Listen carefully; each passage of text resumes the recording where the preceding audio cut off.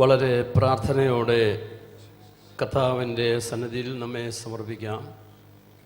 ഒരു വേദഭാഗം ഞാനിവിടെ വായിക്കുന്നു.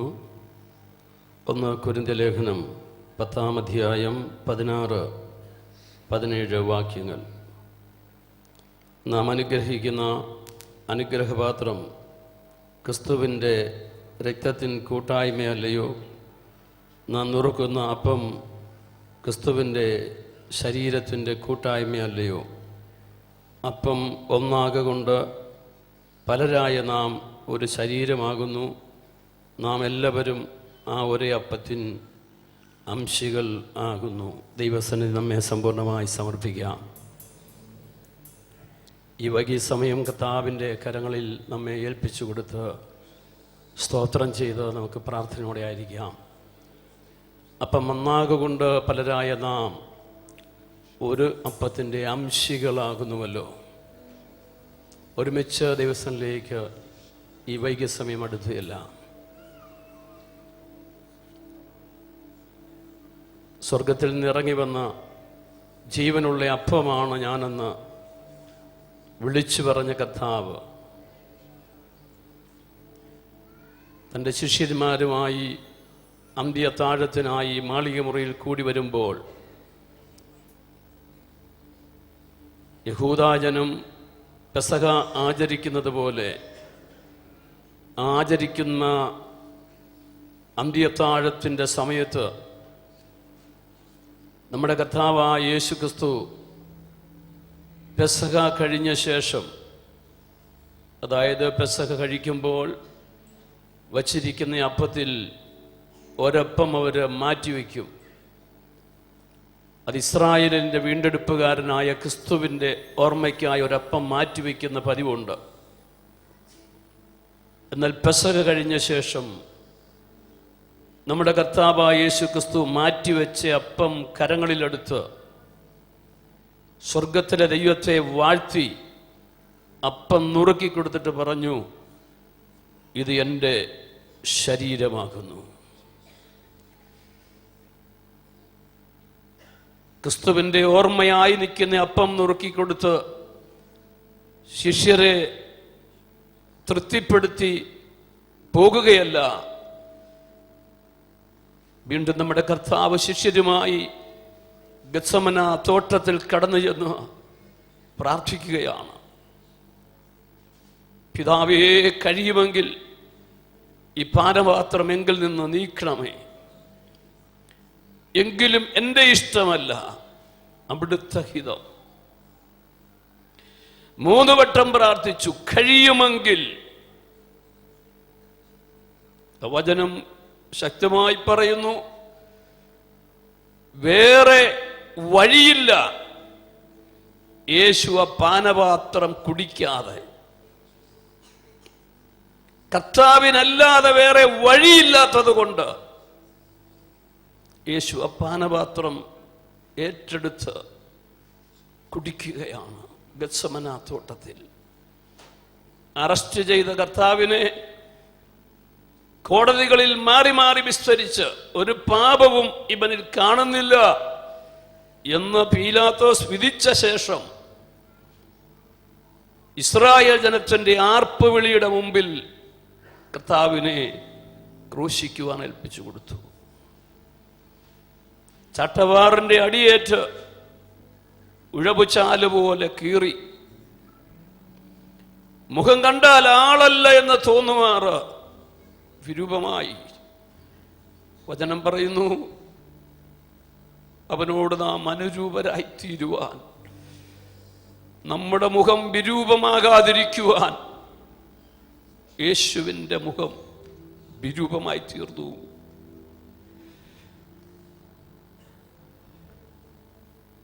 ഗൊൽഗോഥ മലയിലേക്ക് അവൻ ക്രൂശ് ചുമന്ന് നടന്നും വീണും മലമുകളിലെത്തി. കുരിശിലവനെ വളിച്ചു കിടത്തി 3 ആണികളാൽ അവനെ ബന്ധിച്ചു. പാറയിൽ വെട്ടിയ കുഴിയിലേക്ക് ക്രൂശിൽ തറച്ച യേശുവിനെ കുരിശോടെ വലിച്ചുയർത്തി കുഴിയിലേക്കിടുമ്പോൾ അസ്ഥികൾ വേർപെടുമാറ് യേശു പിടഞ്ഞു.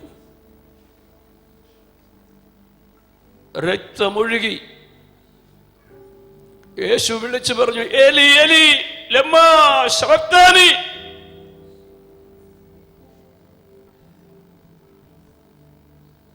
ക്രൂശിൽ രക്തം ചൊരിഞ്ഞ കർത്താവ് വിളിച്ചു പറഞ്ഞു, പിതാവേ സകലതും നിവർത്തിയായി. പ്രിയരേ, നമ്മുടെ മുഴുവൻ പാപങ്ങൾ ഏറ്റെടുത്ത് നമുക്ക് വേണ്ടി യേശുവിൻ്റെ കൈകാലുകൾ തറയ്ക്കപ്പെട്ടു. അവന്റെ തലയിൽ മുൾമുടികൾ വെച്ചടിക്കപ്പെട്ടു. അവന്റെ ഹൃദയം കുത്തി തുളയ്ക്കപ്പെട്ടു. ഒരു തുള്ളി രക്തം പോലും ശരീരത്തിൽ ശേഷിക്കാതെ മുഴുവനായി ഊറ്റി നൽകിയ കർത്താവ് തന്റെ പ്രാണനെ വിട്ടു.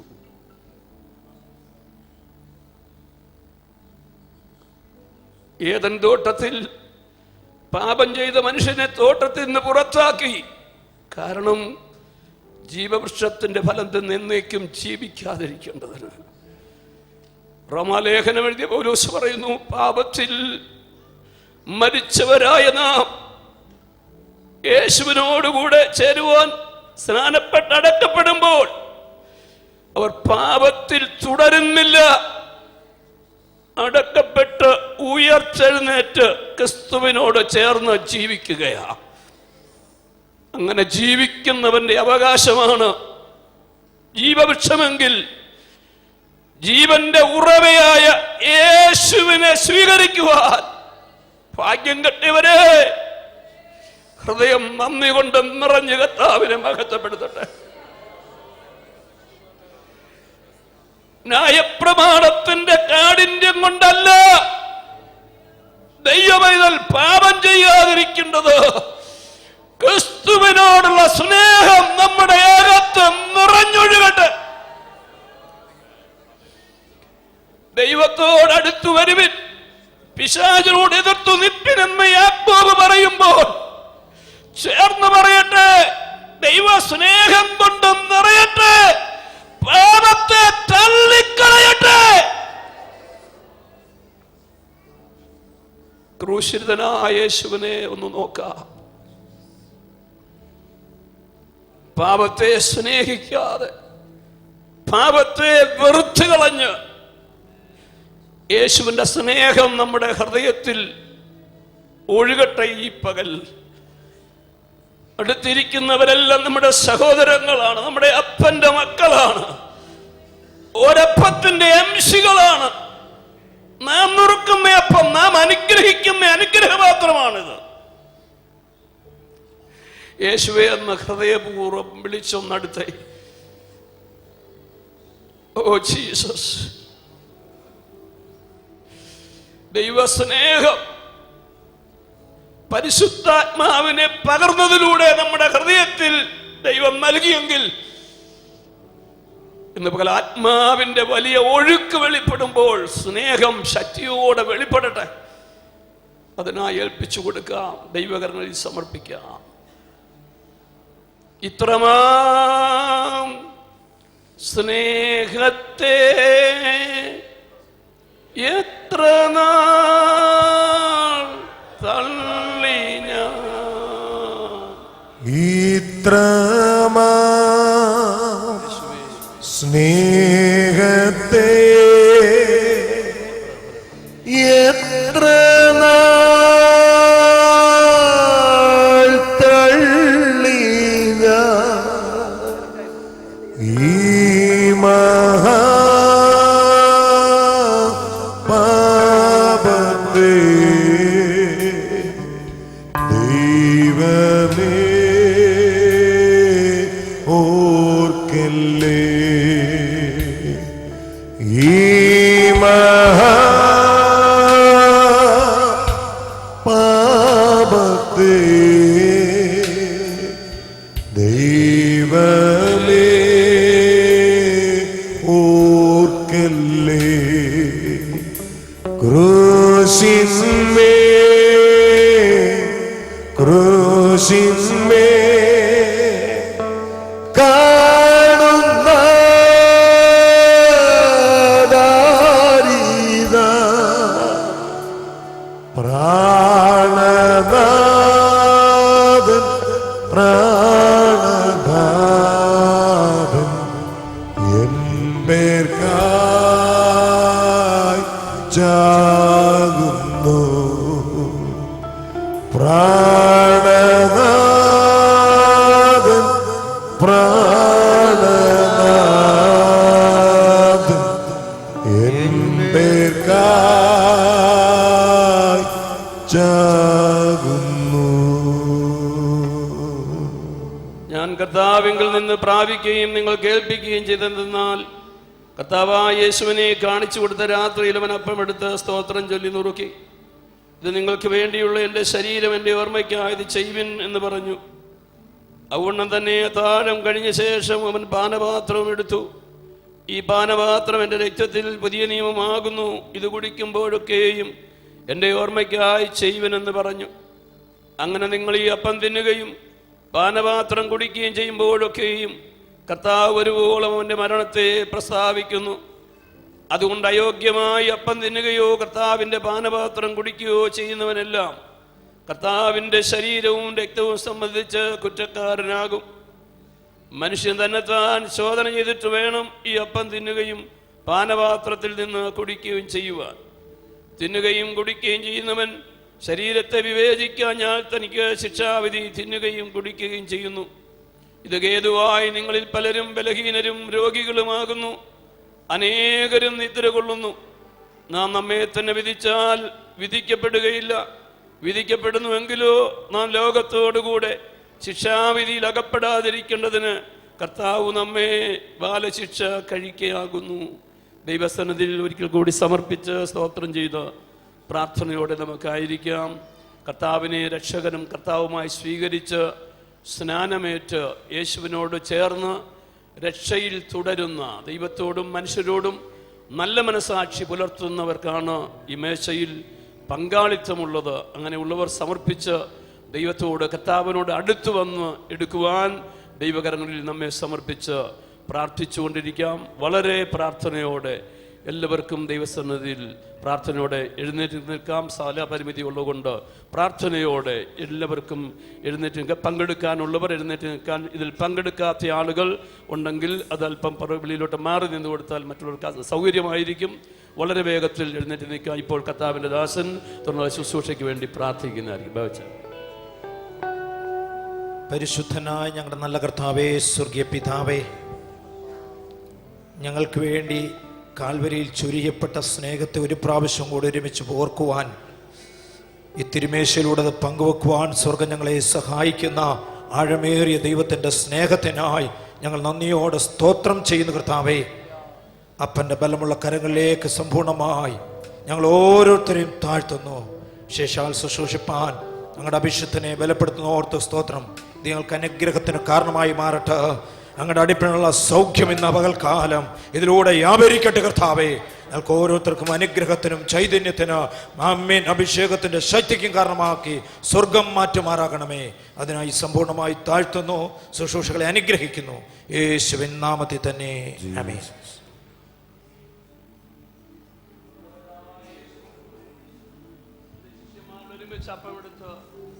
സ്വർഗത്തിലെ ദൈവത്തെ വാഴ്ത്തി നുറുക്കി നൽകിയതുപോലെ ഈ അപ്പത്തെ ദൈവകരങ്ങളിൽ ഏൽപ്പിച്ച് നമുക്ക് ഒരുമിച്ച് സ്തോത്രം ചെയ്ത് പ്രാർത്ഥിക്കാം. സ്വർഗീയ പിതാവേ, അവിടുത്തെ സന്നിധിയിലേക്ക് ഞങ്ങൾ അടുത്തു വരികയാണ്.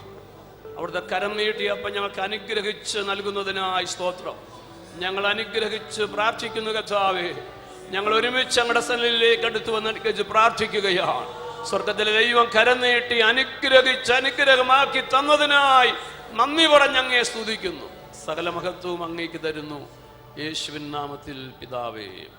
കർത്താവായ യേശുവിനെ കാണിച്ചു കൊടുത്ത രാത്രിയിൽ അവൻ അപ്പമെടുത്ത് സ്തോത്രം ചൊല്ലി നുറുക്കി. ഇത് നിങ്ങൾക്ക് വേണ്ടി നുറുക്കപ്പെടുന്ന എൻ്റെ ശരീരം, എൻ്റെ ഓർമ്മയ്ക്കായി ഇത് ചെയ്യുവനെന്ന് അരുളി ചെയ്തു.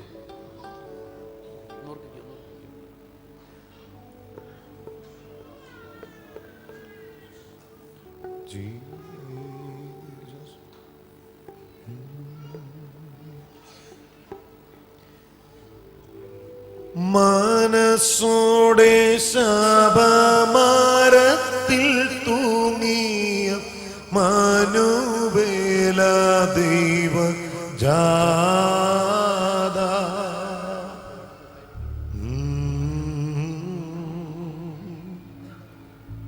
വരുത്തി വെച്ചത നീജന്നാനയോ.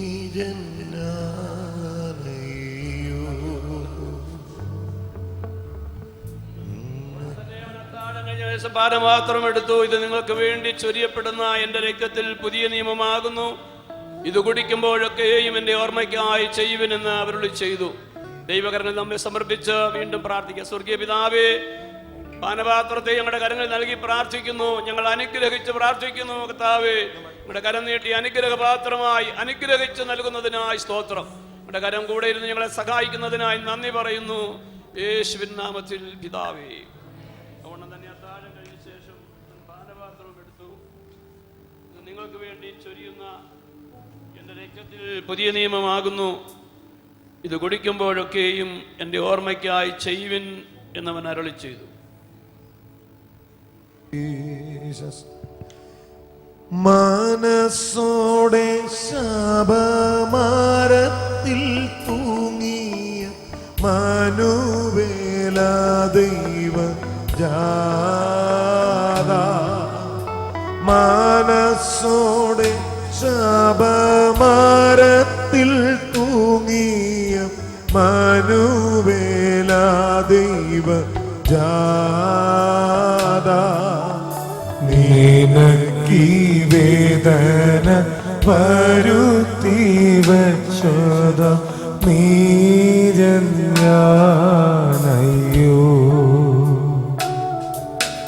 നിനക്കീ വേദന വരുത്തി വച്ചത നീജന്യാൻ അയ്യോ.